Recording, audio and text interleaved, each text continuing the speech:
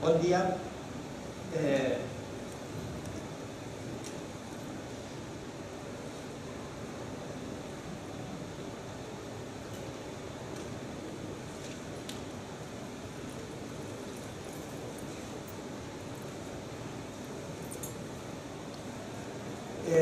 Bueno, el título de la conferencia es Clima motivacional de clase, características, efectos y determinantes. Si yo fuera, de hecho lo soy, un profesor de cualquier nivel escolar, de primaria, de secundaria, de universidad, habría venido a esta conferencia con una pregunta en mente. La pregunta con la que habría venido, con la que de hecho veniría, sería: ¿qué puedo hacer para conseguir que mis alumnos se interesen y se esfuercen por aprender? ¿Qué puedo hacer? Esta pregunta lleva mi atención a lo que hago desde que empiezo una clase hasta que la termino, desde que empiezo un curso hasta que lo termino. Y es una pregunta que centra mi atención no en el alumno, sino en mi actividad. Por tanto, lo importante es reflexionar sobre la propia actividad como profesor. La actividad que crea ese entorno de aprendizaje. Sin embargo, el esfuerzo y el interés del alumno no depende solo de lo que hace el profesor. Y la pregunta que yo me he hecho es: ¿qué puedo hacer yo? Por tanto, en la conferencia de hoy yo no voy a hablar de qué factores familiares, sociales, etcétera, influyen en el esfuerzo y el interés del alumno, en su motivación, sino que voy a hablar de lo que un profesor puede controlar en su clase. Esto obviamente limita el campo de nuestra reflexión, pero hace que, digamos, al centrarnos, al enfocar nuestra atención en lo que podemos manejar, quizá podamos ser más prácticos a la hora de trabajar. En cualquier caso, además del entorno y del control, resulta que aunque yo supiera qué hacer y qué puedo controlar, una cosa es qué y otra es cómo. Y una pregunta que hay que hacerse también es: ¿cómo puedo crear yo ese clima, ese entorno que facilite la motivación del alumno? Digamos, ¿qué estrategia me puede dar? Para responderme a estas preguntas, sin embargo, necesito situarme en un contexto. Y el contexto es este. Nuestros alumnos están en clase para conseguir aprendizaje de carácter académico.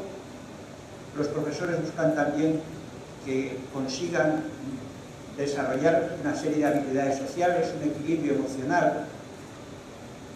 Y eso se consigue en la medida en que el alumno, cuando llega a clase, se encuentra con un clima social, con un clima de convivencia con los compañeros adecuado. Si el clima es malo, si no le aceptan, si hay acoso escolar, el alumno se va a sentir a disgusto, y ese disgusto va a influir en su interés y en su esfuerzo por aprender de manera indirecta. Por tanto, lo que el profesor tiene que hacer, de alguna manera, deberá tener presente el horizonte de la convivencia del aula. Pero además, el profesor, con su manera de trabajar, crea también un clima emocional. Cuando un alumno viene a clase y el profesor le mira, o no le mira, pero si le mira, puede ver si está triste, si está alegre, si está preocupado, y puede responder positiva o negativamente con una palabra: ¿qué guapa estás hoy? ¿Qué peinado más fuerte tienes?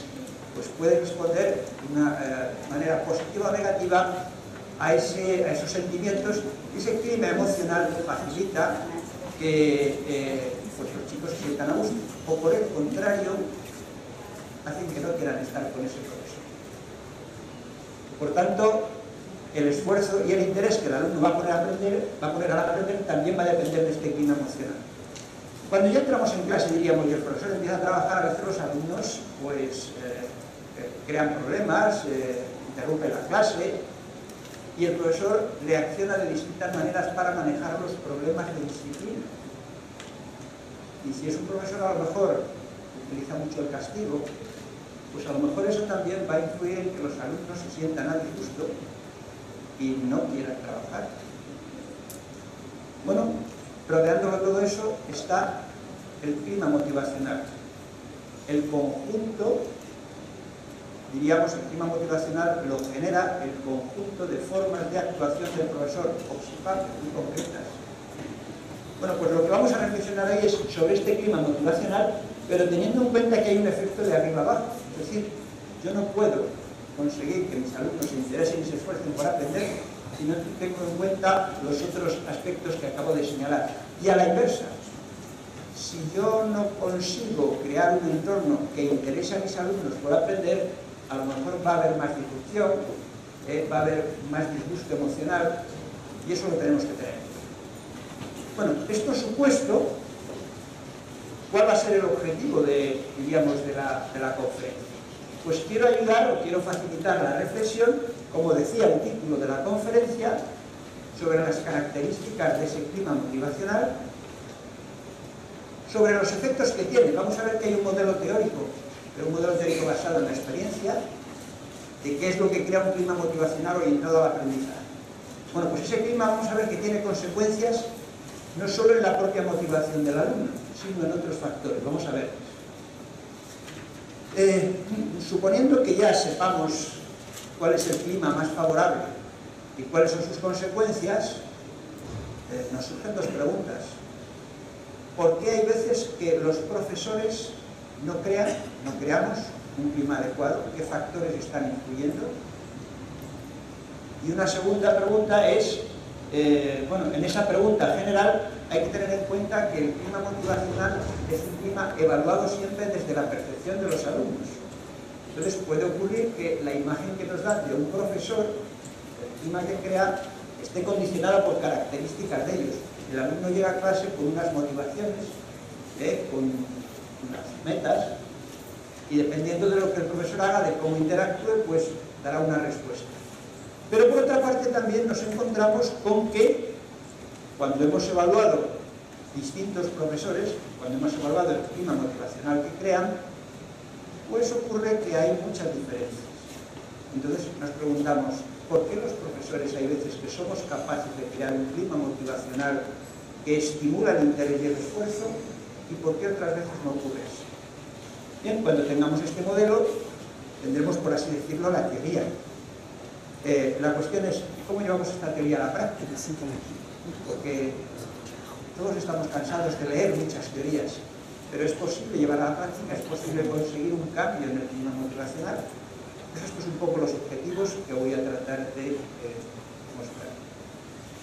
Bien, para ello, ¿qué voy a hacer? Voy a situar el tema del clima motivacional en perspectiva. La primera persona que habló del clima motivacional de clase fue Carol Ames, en un trabajo del año 1992, y esta persona, esta psicóloga norteamericana, decía que el clima,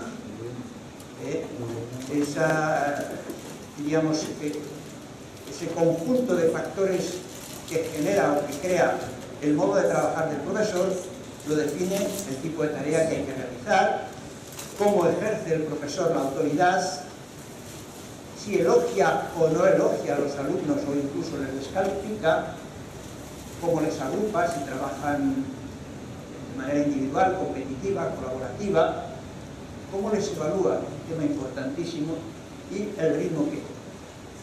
Bien, esta primera aproximación de Carol Ames nos hizo una aportación muy importante al definir áreas, que empezaban a permitir sistematizar el cómo mirar lo que los profesores hacen en clase. Pero sin embargo, esta aportación tenía una limitación. Si yo quiero ayudar a un profesor a que cree un clima motivacional adecuado, no me vale solo con tener estas grandes dimensiones. Necesito saber qué conjunto de actividades más específicas que tienen lugar, en el transcurso de la enseñanza, son las que generan, un clima adecuado. Bueno, en cualquier caso, a partir de Carol Ames, sobre todo en Estados Unidos, se empezó a trabajar con lo que serían uno de los componentes del clima motivacional de clase. que es lo que se ha denominado estructura de meta, Classroom Goal Structures en inglés. Estos autores, en el Annual Review of Psychology del año 2006, resumieron lo que se había hecho sobre la estructura de meta de la clase. La estructura de meta de la clase se evaluaba mediante unas escalas que diseñó el grupo de Carol Midgley y se resumía en 3 aspectos. Hay una estructura orientada al aprendizaje y esa estructura la crea el profesor cuando dice: mira, lo importante en la clase de hoy es que nosotros aprendamos tal o cual cosa. La estructura de resultado la crea el profesor cuando da mensajes o hace comentarios del tipo: tenéis que conseguir sacar las mejores notas, tenéis que ser los mejores. En el fondo está creando una atención en el resultado y no tanto lo que aprendemos, sino en si yo gano al otro o no le gano. Un clima en cierto modo competitivo, muy propio de la sociedad norteamericana, por otra parte. Y por otra parte, el último tipo de mensajes que da el profesor es: procura no quedar en el ridículo, procura evitar que los demás vean que no sabes. Bueno, los mensajes, los comentarios que hacemos los profesores a lo largo de nuestras clases son la salsa de la clase, son lo que da sabor. Y no solo hay este tipo de comentarios, hay otros muchos comentarios. Pero claro, si solamente tenemos estos comentarios, a pesar de que se ha hecho mucha investigación evaluando las estructuras de metas y que se sabe qué cosas predicen y no predicen, desde el punto de vista de asesorar a un profesor para saber cómo tiene que cambiar su manera de trabajar, pues esto no es suficiente. Yo te puedo decir: no le digas al alumno que no haga el ridículo, porque simplemente eso va a generar un deseo de evitar quedar mal y eso va a afectar a su manera de trabajar. Pero habrá que hacer otras cosas. Bueno, precisamente porque hay que hacer otras cosas, en nuestro grupo lo que hicimos fue pensar que tenemos que responder a la pregunta general, cómo crear un clima motivacional, atendiendo a 3 elementos. Lo primero, cómo conseguir que los alumnos quieran aprender. Y eso es algo que hacemos sobre todo cuando planificamos una actividad, una clase, un trabajo, un proyecto. Cómo conseguir que mis alumnos se involucren, se impliquen en ese proyecto buscando aprender. Pero aunque yo consiga interesarles, una cosa es interesarles y otra cosa es conseguir que se esfuercen hasta conseguir. Eso supone trabajar. Ahí es donde se ve sobre todo la motivación. Lo primero es interés, lo segundo es esfuerzo, dedicación, autorregulación. ¿Cómo conseguir que se esfuercen hasta conseguir? Pero claro, también tenemos que pensar otra cosa. Cuando un alumno está en el contexto de la educación formal, tiene presente desde el primer momento que le van a evaluar. Y entonces, la evaluación puede ocurrir al final, puede ocurrir durante el proceso de enseñanza, pero está influyendo permanentemente. Entonces, el profesor lo que tiene que preguntarse, lo que tiene que ver, es cómo facilitar que los momentos de evaluación, más que centrar la atención del alumno en la nota, centre la atención en lo que ha aprendido y en la experiencia de progreso. Bueno, pues vamos a ver qué hemos hecho para tratar de responder a estas preguntas. Hemos hecho varios estudios en donde dimos a los alumnos, unas veces en secundaria y bachillerato, otras veces a nivel de la universidad, les hemos dado 100 actividades agrupadas en 8 categorías. Y les hemos preguntado en qué medida, si un profesor hace esto, te motiva para esforzarte por aprender y no solo por aprobar. Y hemos recogido sus respuestas. Al mismo tiempo que cruzábamos las respuestas con una evaluación de las motivaciones previas de los alumnos. Es decir, queríamos ver si cuando los alumnos no respondían, variaban las respuestas según que estuvieran más orientados al aprendizaje, quisieran aprender, si estuvieran preocupados por el resultado o por la evitación. Estas categorías, las respuestas que recibimos, pues bueno, fueron muy variadas. Por ejemplo, mensajes sobre relevancia, pues entre las preguntas decían: ¿en qué grado te motiva que el profesor diga, por ejemplo, un comentario del tipo a ver quién es el primero que? O un comentario del tipo tened presente que de esto os voy a evaluar. o esto es muy importante para conseguir trabajo. Los mensajes obviamente afectan a la motivación de manera distinta. Y lo mismo en relación con las otras, digamos, con las otras categorías. Cómo introduce el profesor la actividad, cómo la planifica, cómo la organiza, si hace que los alumnos participen o no. Hay actividades prácticas, no solo clases teóricas, hay trabajos que los alumnos tienen que realizar en clase. Hay apoyo individualizado. Fijaros, en este estudio, una de las cosas, bueno, como cruzamos las respuestas de los alumnos con sus motivaciones, nos salieron tres cosas. Hay actividades que motivan a todos los alumnos, pase lo que pase. Hay actividades que desmotivan a todos, pero la mayoría van a interactuar con ciertas características de los alumnos. Bueno, pues a partir de aquí, teniendo en cuenta que 100 actividades será mucho, pues nosotros lo que hicimos fue desarrollar un modelo que concretamos en un cuestionario, el CMC, que es Cuestionario de Clima Motivacional de Clase. Y ese cuestionario reúne 16 componentes que, como vamos a ver, cuando se dan, tienen efectos muy positivos en muchos aspectos diríamos, de nuestra docencia, del aprendizaje, de la satisfacción del alumno, etc. No quiere decir que no haya otros elementos que contribuyan a ese clima motivacional, pero los que están aquí sabemos que como mínimo dan sabor al guiso que estamos preparando. Aquí los tenemos divididos en 4 partes. Los que están en verde, que voy a comentar ahora, diríamos, son actividades, formas de actividad que tienen lugar, diríamos, al introducir una clase, una actividad, un proyecto, etc.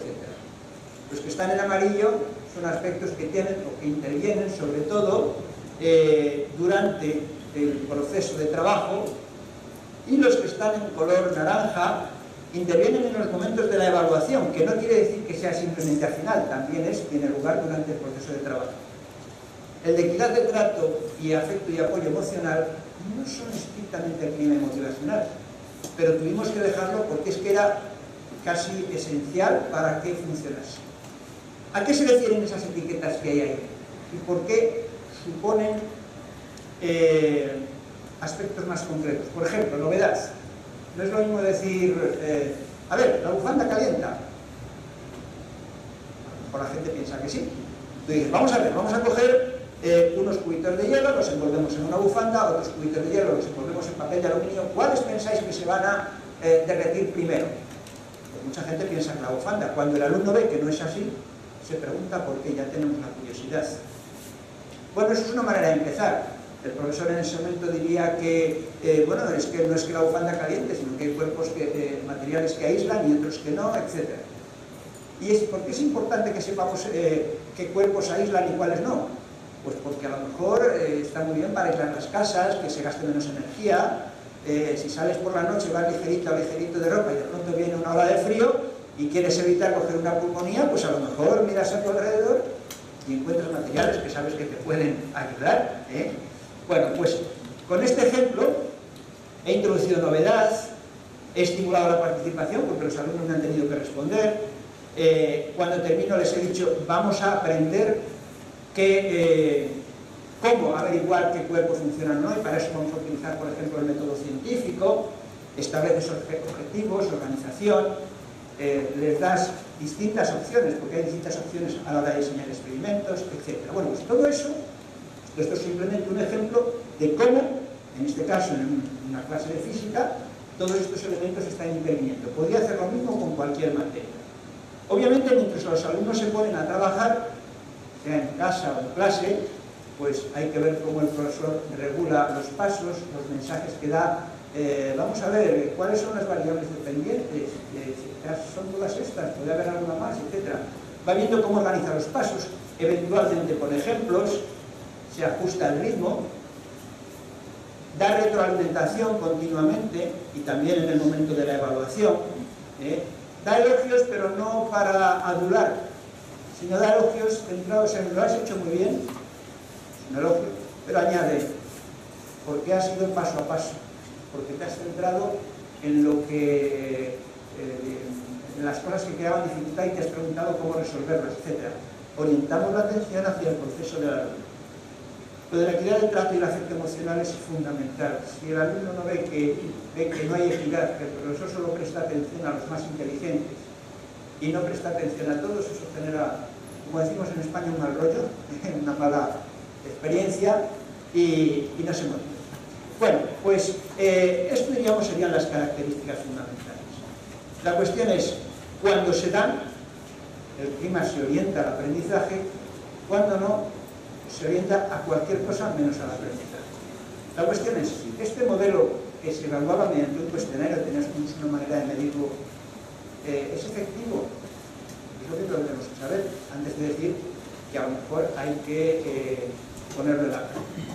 Pues vamos a ver cuáles son los efectos que se atribuyen a este clima. Para ello simplemente quiero señalar que hemos evaluado más de 10.000 alumnos en distintos estudios.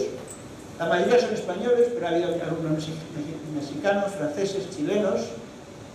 La mayoría son de secundaria o bachillerato, pero también ha habido algún estudio con alumnos no universitarios, adultos no universitarios, y con esto que pone aquí VE, que era en Francia, eran alumnos equivalentes a la formación profesional, lo que llaman Vocational Education. Y en muchos casos el objetivo era simplemente estudiar los efectos del CMC, pero del clima motivacional. En otros casos el objetivo directo era otros aspectos del comportamiento, otras variables psicológicas, pero en relación con las cuales queríamos conocer si el clima motivacional tenía algún efecto. Bueno, pues esto supuesto, a partir de estos estudios yo voy a argumentar qué cosas han salido. Por ejemplo, bueno, aquí voy a resumirlo así. Medimos el clima motivacional y tratamos de ver en qué medida el alumno reconoce que el cambio en el interés, en su habilidad, en su esfuerzo, en sus expectativas, en la medida que se ha producido, en su autorregulación, etcétera, resiliencia, disciplina, en qué medida se debe al profesor. También la satisfacción, y en un caso hemos podido evaluar también el efecto sobre el rendimiento. ¿Con qué nos hemos encontrado? Pues, por ejemplo, dice, cambios motivacionales atribuidos al profesor. Pone ahí resiliencia, interés, etc. ¿Qué significan estos números? ¿Qué historia nos cuentan estos números? A mucha gente los números le dan un poco de guía, un poco de sobre todo en el mundo de la educación. Yo sé que hay algunos alumnos que dicen, uff, números. Bueno, vamos a ver entonces qué historia, qué poesía encierran estos números. Aquello que pone ahí R cuadrado, punto 42 o punto 48, significa que el grado de cambio podría ser, el grado de cambio atribuido al profesor podría estar entre 0 y 1. Punto 42 son valores muy altos. Y de ese punto 42, en estudios de regresión, en estudios en donde se hace una predicción, el peso principal, aunque había otra variable que predecía también, está siempre en el clima motivacional de clase. Por ejemplo, el punto 42 de arriba significa que el alumno dice, gracias a este profesor, cada vez me desanimo menos cuando tengo dificultades. El interés, gracias a este profesor, cada vez me intereso más por lo que estudio. Bueno, eso se medía de manera separada, luego lo pones en relación y ves lo que sale. Vamos a ver más cosas. La autorregulación. Pues pasa lo mismo. Hacemos una predicción y el peso principal lo tiene el clima de clase. Pero para que entendamos un momento a qué me refiero cuando hablo de autorregulación, expectativas de nota, sobre todo de autorregulación, vamos a ir aquí. Fijémonos, estos son los ítems en los que los alumnos responden y en relación con los cuales estamos viendo el valor del clima motivacional. Gracias a este profesor he aprendido qué hacer para no ponerme nervioso, cómo regular mis propias emociones. La forma de trabajar de este profesor hace que cada vez sepa mejor cómo planificarme. La planificación forma parte de la autorregulación. Este profesor me ha ayudado a aprender a enfrentarme a los problemas paso a paso. Eso es un aspecto de la autorregulación. Bueno, pues todos estos aspectos me han enseñado a pararme, a pensar al acabar la tarea para aprender de los aciertos y errores. Cuando veo que me estreso, sé cómo actuar para tranquilizar. Bueno, pues, como vemos, esos cambios En esos cambios, el clima de clase está influyendo muchísimo. El clima de clase tal y como está percibido por los alumnos. ¿Qué más efectos hay? La disrupción, problemas de disciplina. También hay una atribución al grado en que el profesor genera ese clima de clase, pero vamos a ver aquí qué pasa. Por una parte, cuando hemos evaluado este efecto, hemos visto que el clima de clase, cuanto más se orienta al aprendizaje, menos disrupción leve hay, menos disrupción grave, se asocia más a estrategias constructivas de manejo de la disrupción, es decir, el profesor, cuando un alumno genera un problema, se levanta, chilla, cualquier cosa, en lugar de castigarle, por ejemplo, habla con él, razona. Todo esto serían estrategias de carácter constructivo. Las punitivas implican fundamentalmente amenazas, castigos, etc. Bueno, eso son simplemente asociaciones, pero cuando queremos ver el efecto en la disminución de conductas disruptivas, vemos, y eso se ve fundamentalmente aquí abajo, casi el 50% de la atribución del grado en que la disrupción disminuye tiene que ver con este modelo, pero es que lo que más peso tiene, casi, si se eleva hasta un cuadrado sería casi el 40%, es el propio clima motivacional de clase. Más cosas. Ya voy a terminar con los que sé que no quiero cansar demasiado. La satisfacción, como aquí hay muchos estudios, aquí simplemente he puesto que dependiendo de los estudios, entre el 54% y el 90% de la satisfacción del alumno depende del clima motivacional de clase. Curiosamente, el rendimiento, a pesar de que el dato es significativo, es muy pequeño, pero, ya digo que no tenemos más que ese dato, esto se ha conseguido con alumnos no universitarios, adultos no universitarios, en donde veíamos el efecto del clima motivacional en todas estas variables motivacionales y después en la satisfacción y en el rendimiento. Es lógico, porque el rendimiento está multideterminado y sobre todo porque el rendimiento lo evaluamos de una manera que no es exactamente lo mismo que buscamos cuando queremos evaluar el aprendizaje. Evaluar de memoria lo que un alumno recuerda no es lo mismo que evaluar lo que ha sido capaz de asimilar con un sistema de trabajo. Está centrado en el aprendizaje. Y para finalizar esta parte, tenemos el clima emocional de la clase. Para que veamos un poco lo que significan estos datos, el clima emocional lo hemos evaluado fundamentalmente de dos maneras. Preguntándoles a los alumnos en qué medida, cuando están tristes o cuando están alegres o cuando están preocupados, etc., en qué medida el profesor está atento, ven ellos que está atento y se da cuenta o no. Y en segundo lugar, en qué medida el profesor actúa en consecuencia. Y lo que nos hemos encontrado es, bueno, pues tenemos unas medidas que son muy fiables y tal, pero cuando tratamos de predecir el grado en que cada vez los alumnos se sienten más a gusto con ese profesor, porque entienda sus necesidades emocionales, esto también tiene un peso tan relevante como el propio clima emocional. Bien, como vemos, parece que tiene muchos efectos positivos crear este clima. Pero la pregunta, obviamente, en este caso es ¿y por qué, cuando los alumnos no responden, los alumnos de una clase en su conjunto, cuando obtenemos, digamos, sus respuestas, por qué nos muestran que hay climas de clase diferentes? ¿Es solamente que el clima objetivamente es diferente o las respuestas que nos dan los alumnos están condicionadas por sus características previas, por cómo llegan ellos a clase? También nos vamos a preguntar después qué pasa con los profesores. Bien, para poder valorar, para poder saber dónde mirar a la hora de ver qué es lo que puede hacer que el clima motivacional sea más o menos adecuado a la hora de responder a los alumnos, tenemos que saber qué es lo que motiva a un alumno, lo que hace que se interese o se esfuerce por aprender.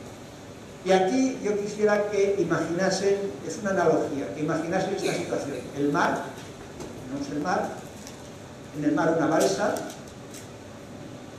en la balsa un taburete, de 3 patas, Y encima la motivación del alumno. Si el mar se agita, todo se va abajo. Si la balsa se hunde, también. Y si cualquiera de las tres patas se hunde, también el alumno se deja. Bueno, pues vamos a ver qué es el mar, cuál es la balsa y cuáles son los tres pilares en que se apoya la motivación. Y eso nos va a servir de criterio para pensar, ¿serán algunas de estas características las que influyen en cómo responde el alumno cuando ve el clima, o sea, cuando nos dice cómo ve la actuación del profesor en clase, cuando nos dice si el clima que crea el profesor está orientado al aprendizaje o no? Bueno, pues el mar tiene que ver con estar a gusto con los demás. Lo hemos dicho antes ya. Y en el propio clima se evalúa. Si el alumno no está a gusto con los demás, si no se siente aceptado, si no se siente integrado, la motivación va a ir abajo. Habrá que ver, por tanto, qué puede hacer un profesor para crear un clima emocional adecuado, un clima de aceptación de cada alumno. ¿Cuál es la balsa? Pues la balsa es una cosa muy curiosa. Es decir, para yo estar motivado por aprender, yo tengo que saber qué tengo que aprender. Y no es evidente. Una de las cosas que hacemos para investigar esto es grabar clases y ver sobre todo cómo los profesores comienzan una clase o comienzan una actividad. Y muchas veces el comienzo es, abre el libro por la página 30 y haz esos ejercicios. Si yo fuera alumno me preguntaría, ¿y para qué tengo que hacer estos ejercicios? ¿Qué voy a aprender haciendo estos ejercicios? Sin embargo, resolver este problema es tan sencillo como hacer explícito qué se busca aprender, no qué hay que hacer, sino qué se busca aprender haciendo lo que hay que hacer. Bien, con eso se resolvería ese problema. Sobre todo si se atiende a el primero de los pilares que vienen a continuación del taburete.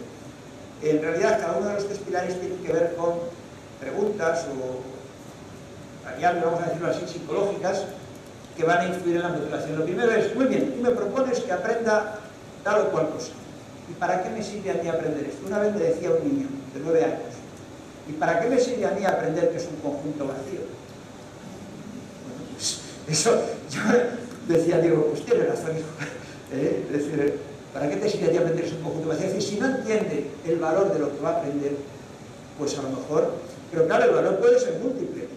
Yo diría, estoy seguro que todos los que estáis aquí hoy queréis aprender, pero a lo mejor alguno no está por eso, alguno está porque ha venido Pepita, o Pepito, o alguno está porque dice, no tengo otra cosa mejor que hacer. Es decir, que cada uno tiene distintas metas. Obviamente un profesor no puede conocer las metas y los intereses de cada uno, pero sí puede conocer los tipos de metas e intereses que pueden estar presentes en su clase. ¿Por qué? Porque si los conoce, va a poder valorar si lo que hace está activando, está influyendo positiva o negativamente en cada uno de ellos. Por ejemplo, ¿cuáles son esas metas más generales? Pues en la literatura sobre el tema se habla siempre de manera muy global de orientaciones motivacionales, orientación al aprendizaje, al resultado o a la evitación. Pero esos son como grandes paraguas que se utiliza en la literatura para organizar la investigación, pero detrás de esas detrás de esas orientaciones hay distintas metas específicas. Un niño puede querer que le dejen hacer lo que quiere, que le dejen trabajar a su ritmo, autonomía. Puede querer que el profesor le acepte como es. Puede querer sentir que esto se me da bien, soy capaz de hacerlo, aprender, he logrado hacerlo. Puede querer aprender algo, pero esto es útil, me va a servir para tal cosa o cual otra. O incluso esto me va a permitir ser útil, ayudar a otros. Bueno, pues todo esto estaría dentro de la orientación al aprendizaje. También puede querer obtener la calificación positiva, obtener recompensas, que me compre para la moto, lo que sea. Puede querer que los demás le digan, pero qué tío más inteligente eres, qué grande eres, tú sí que vales. No está aquí, pero cuando hemos trabajado con sujetos adultos, estaría también el deseo de tener impacto en los demás, que los demás vean algo. Esto sería la orientación al resultado. Y luego, por supuesto, que no me valoren negativamente. Recordad de la orientación a la evitación, tal y como la definían, los de las estructuras de metas de la clase. Pero también aquí intervienen otras cosas. Hay veces que la evitación es, esta tarea es inútil, ¿para qué voy a dedicar tiempo? Eso también me va a evitar la tarea. Y otras veces, esto vemos que influye negativamente, curiosamente, hay veces que la persona o el alumno tiene que trabajar con presión de tiempo. Y hay alumnos que cuando dicen, bueno, me pongo las pilas porque a mí esto no me supera. Esa motivación, antiguamente se llamaba ansiedad facilitadora del rendimiento, cuando lo hemos medido, influye negativamente en la motivación. Cuando no hay eso, obviamente la persona busca evitar la tarea, porque la presión le agobia. Y también la intimidación que a veces pone el profesor. A veces un profesor te presiona mucho y dice, no puedo. Entonces el alumno se revela. Si se revela, fenómeno. Si no, pues va a haber problemas. Bueno, pues como vemos hay todas estas metas. Si no se tiene en cuenta de alguna manera que lo que decimos o hacemos pues puede estar afectándolas, pues a lo mejor resulta que no vamos a conseguir que el alumno se esfuerce por aprender. Esto tendría que ver con la satisfacción, con los beneficios del aprendizaje. Pero el aprendizaje también tiene un efecto negativo, tiene un costo. Como dice un proverbio que probablemente conozcan, se le atribuye a Confucio, dice, lo escuché y lo olvidé, lo vi, lo comprendí, lo hice y lo aprendí. Sin hacer, no se aprende. No se aprende en el sentido profundo, en el sentido de desarrollar una competencia. No podemos hacer rebajas en el esfuerzo. Pero claro, si no podemos hacer rebajas y el costo influye negativamente en la motivación, se nos plantea un problema. Fijémonos, antes de seguir, qué costos, algunos de los costos que tiene el aprendizaje. Le tengo que dedicar tiempo, me quita tiempo de ver otras o de hacer otras actividades, mientras estoy trabajando la experiencia de dificultad, de que algo no me sale, pues es un costo, es negativo. Si encima fracaso, no me sale, pues peor. Y si encima además eso es público a través de la nota, etcétera, y recibe una valoración social negativa, pues peor. Entonces el problema que se le plantea al profesor, y esto forma parte también, la respuesta va a formar parte del clima motivacional de clase, es cómo cambiar la percepción del costo. Yo no puedo cambiar el costo. Si no trabajas, no aprendes. Pero a lo mejor puedo cambiar que tú pienses o que sientas o experimentes que el costo es menor de lo que parece. ¿Cómo lo puedo conseguir? Pues enfocando tu atención. Por ejemplo, y esto tiene que ver con aspectos de la organización que veíamos en la clase. Por ejemplo, para manejar el costo, si yo consigo, y en lugar de hacer que el alumno tenga que dejar todo para el final y estudiar el día antes del examen, consigo regular su trabajo, eso, diríamos, evita que el alumno se centre al final y diga, ¿cuánto tengo que aprender? Se fijando de cada día. Si encima le voy dando retroalimentación, la experiencia continua de estoy progresando es positiva, pero es que además probablemente para el aprendizaje siguiente ya voy con una sensación mayor de competencia. Pero no solamente puedo hacer eso, sino que además, como sé qué dificultades suelen tener los alumnos cuando se enfrentan a las tareas que les propongo, a lo mejor resulta que si le doy algún tipo de guión que permita estructurar los pasos, autoevaluar lo que va haciendo, me he preguntado primero esto y después esto y después esto, al ir pensando con el soporte del guión que le da el profesor, el alumno no se pierde en la tarea. Hay veces que simplemente es eliminar esfuerzos innecesarios. Ahora quizá ya no, pero antiguamente a nivel de la universidad tú tenías que ir, fotocopiar apuntes, hacer... Ahora gracias a internet no es así, pero salvo que buscar información en internet aprender sea un objetivo, si tú le dices cómo puede hacerlo, dónde puede encontrar las cosas, te estás facilitando el trabajo y estás facilitando un esfuerzo que no es necesario para aprender, que no ayuda a aprender, simplemente es un costo añadido a la tarea.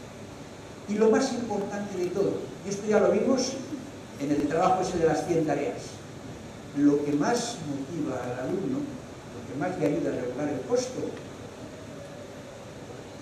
es justamente el trabajo que hacemos con él. La dedicación del profesor. La dedicación del profesor. Es decir, no es necesario que yo ayude a cada alumno, Pero si Iris, por ejemplo, me pide ayuda y yo le presto atención y al lado está Feliciano, y Feliciano ve, anda, siempre, y a Iris ya, pues, oye, eso te crea la sensación de que no estoy solo. No estoy solo haciendo el trabajo. Y eso motiva un montón. Bueno, pues este era el segundo pilar. El tercer pilar tiene que ver con lo siguiente, la tercera pata del... Hay veces que no es que los alumnos no aprendan porque no están motivados, sino que es al revés. No están motivados porque cuando intentan aprender no saben cómo, no experimentan progreso. Y si eso es así, eso tiene que ver, eso genera unas expectativas negativas que hace que el alumno se hunda. Si esto es así, el clima de clase que tenemos que crear, ¿a qué debería atender? Pues justamente a cómo el alumno, a los medios, a cómo el alumno piensa y afronta la tarea, de tal manera que sepamos enseñarle a pensar para que la experiencia de progreso sea lo más positiva posible. Pero ¿cómo piensan los alumnos al enfrentarse a las tareas escolares? Bueno, lo que voy a poner aquí es una súper simplificación para ayudarnos a entender qué es lo que pasa, pero yo creo que puede ser útil.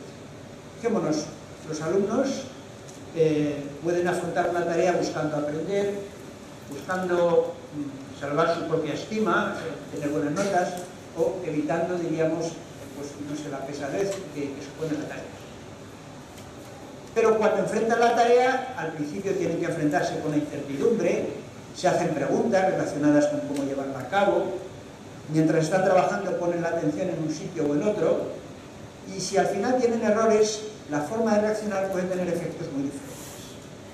Bueno, cuando la meta es aprender, imaginemos 3 alumnos que tienen que hacer el problema ese que he puesto al principio de diseñar un experimento. Un alumno puede pensar, qué interesante, a ver si hago un buen trabajo. Fijémonos, ese alumno está afrontando la tarea como un desafío. Y un profesor, en el momento de dar mensajes, de activar diríamos, la curiosidad, puede decir, hoy vamos a ver si aprendemos esto, paso a paso. Es muy interesante porque nos va a ayudar.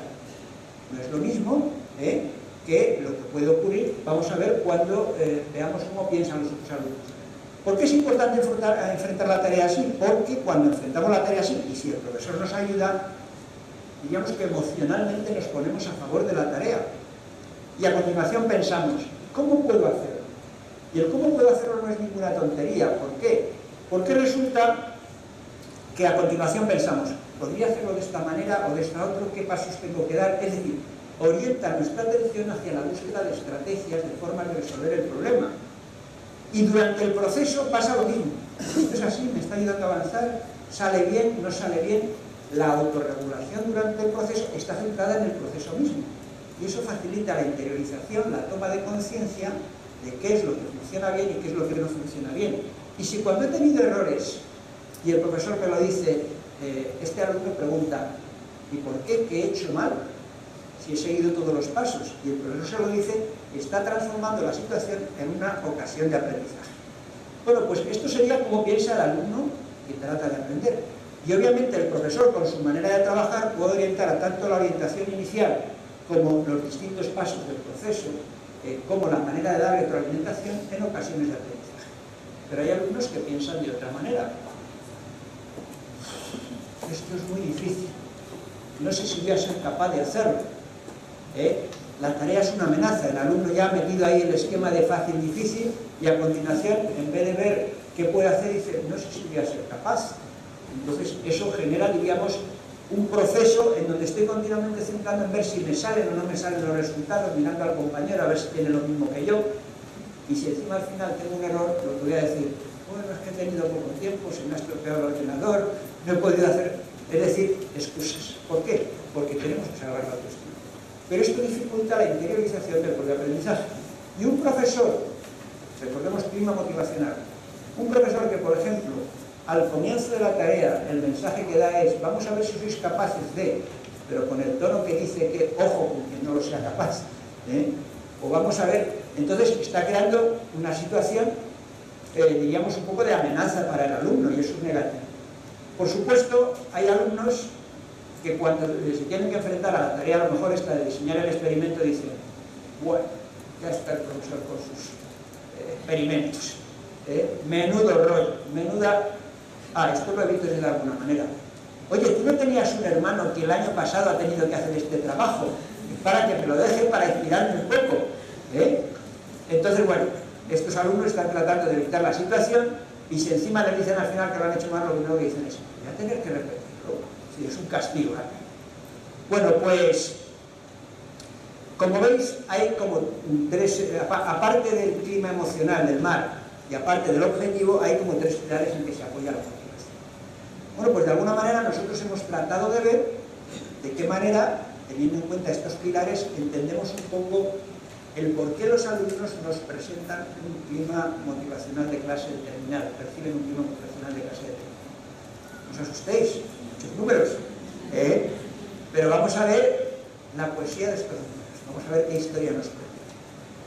Vamos a empezar por el final.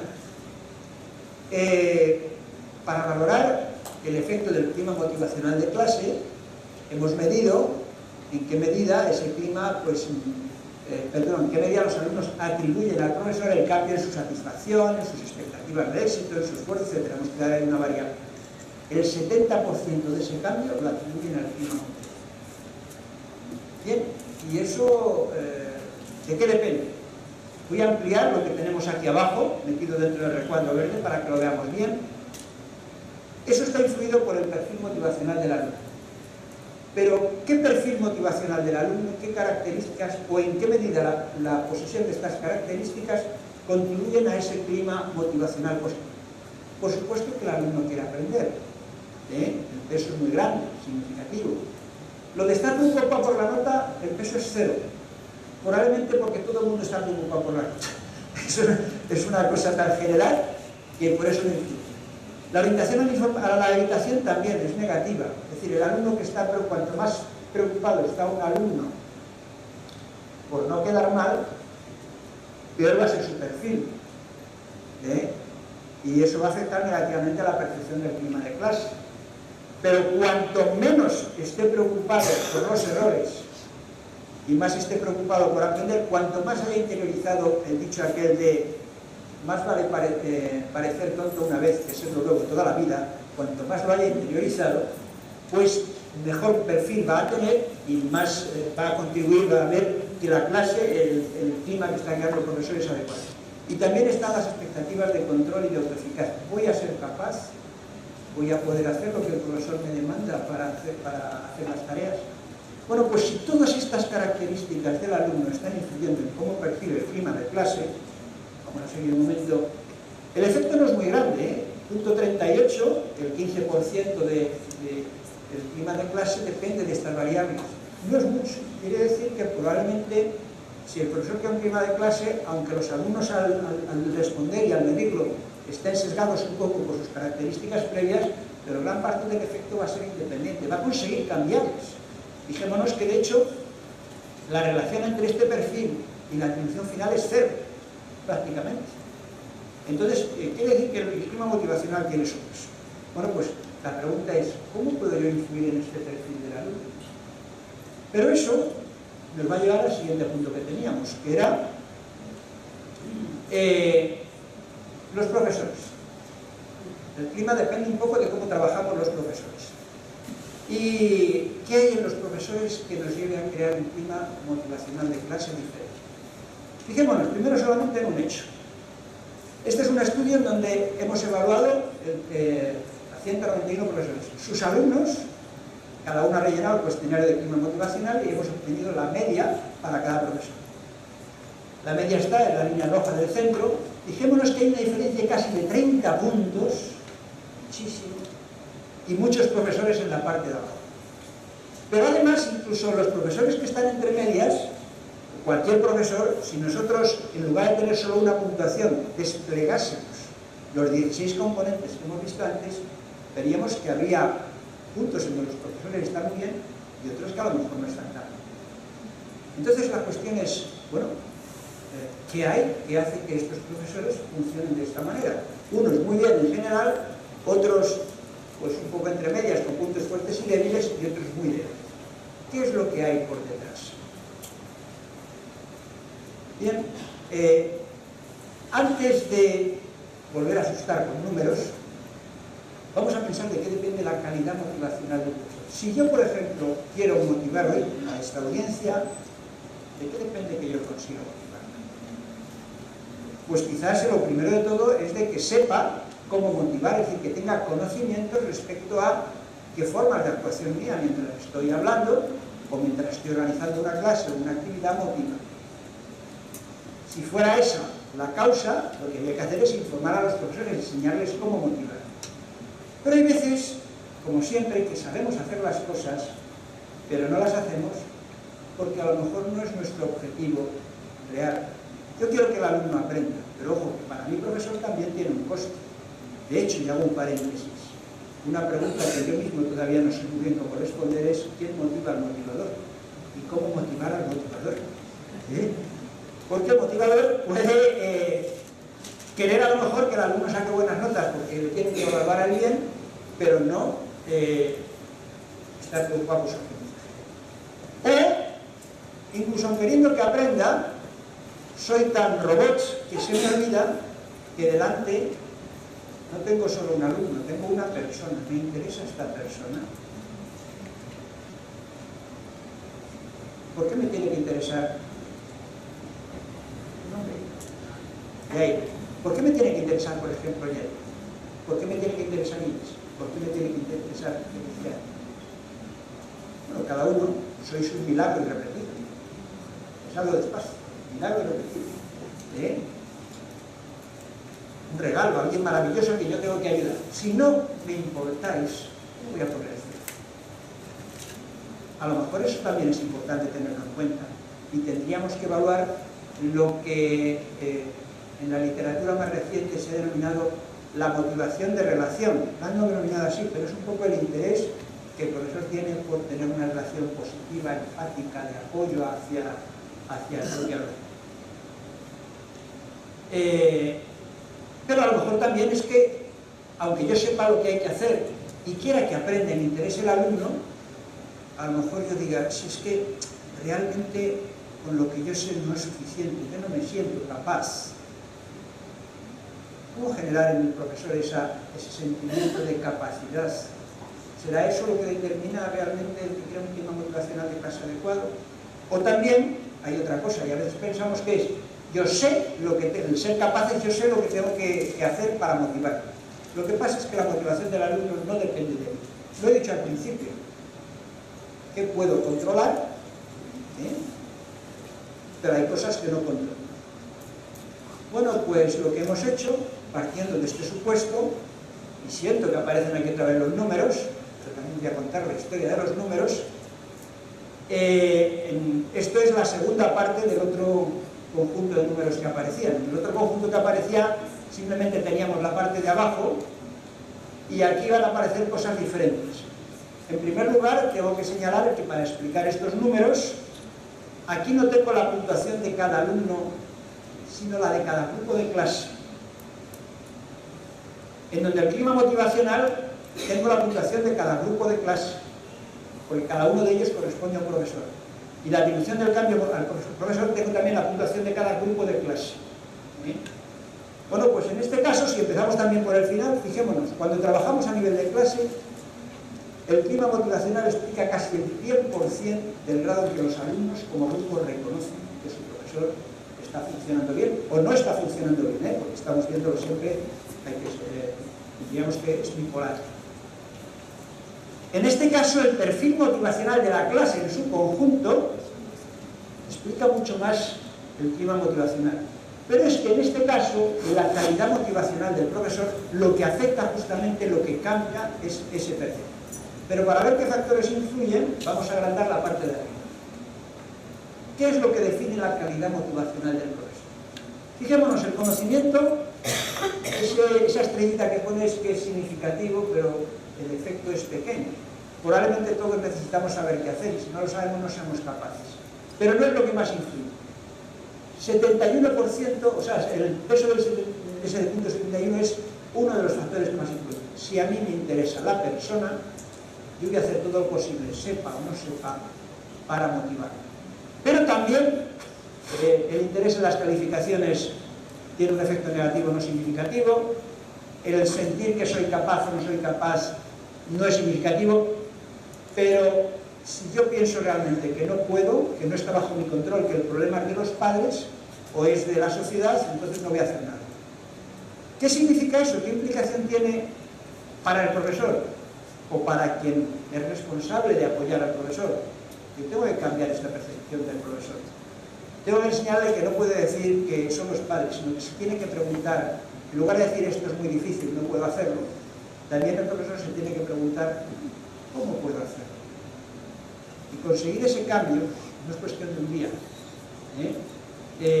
Pero es importante que lo tengamos presente porque son variables que están influyendo al final en el clima motivacional de clase. Bueno, pues esto supuesto, como ya sabemos incluso qué factores a nivel del alumno y del profesor están influyendo y conocemos qué es el clima motivacional y todos los efectos positivos que tiene, la pregunta que viene ahora es, bueno, imaginemos que yo soy un profesor de a pie, de primaria, de secundaria, de universidad, con una clase con unas características determinadas. Tengo muchos alumnos o pocos alumnos. Son alumnos con necesidades especiales o son alumnos, entre comillas, normales. Son alumnos muy revoltosos, son alumnos en plena adolescencia, adolescente, etcétera, que están ahí. Entonces, ¿qué hago yo? ¿Qué estrategia puedo utilizar? Pues lo primero que debo decir, aquí simplemente voy a poner un ejemplo ilustrativo de cómo una persona en una tesis doctoral ha intentado hacer este cambio. Pero nos da pistas. El intento, diríamos, en este caso, no trató de cambiar todas las variables motivacionales, sino que la persona se preguntó igual, como decíamos al principio, ¿qué puedo hacer yo y cómo puedo crear este clima? Y lo que hizo fue lo siguiente. El ejemplo que voy a poner procede de nivel universitario, es un estudio hecho en una escuela de ingeniería aeronáutica. Los alumnos estudiaban física para aeronáuticos, y en esa escuela lo que había era un número enorme de repetidores, de gente que suspendía la asignatura de física del segundo.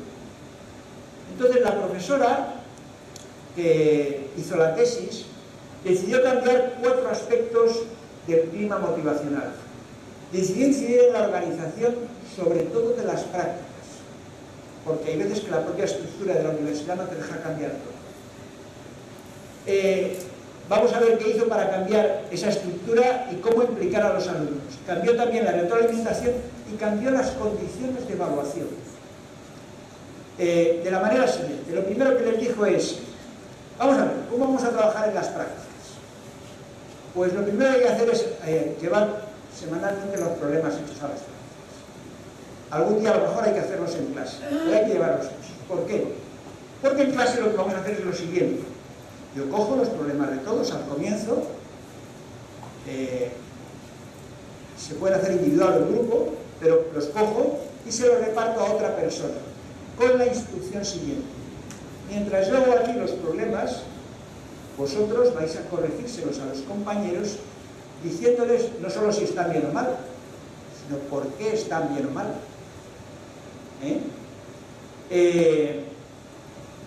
Cuando hayamos terminado la corrección, yo voy a recoger los problemas, anoto simplemente quién los ha entregado o no. ¿Por qué? Porque voy a cambiar una condición de evaluación.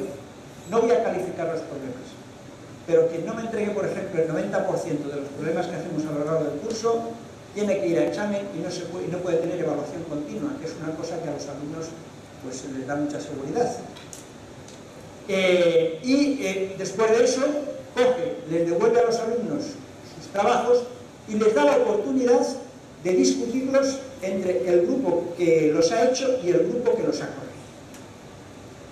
Voy a comentar brevemente los resultados y las razones de por qué esta eficiencia, y con eso ya vamos a terminar porque yo creo que esto da una visión general de lo que se puede hacer. Fijémonos, los resultados fueron, parece que hay pocas diferencias, pero son, desde el punto de vista de la estadística, muy significativos.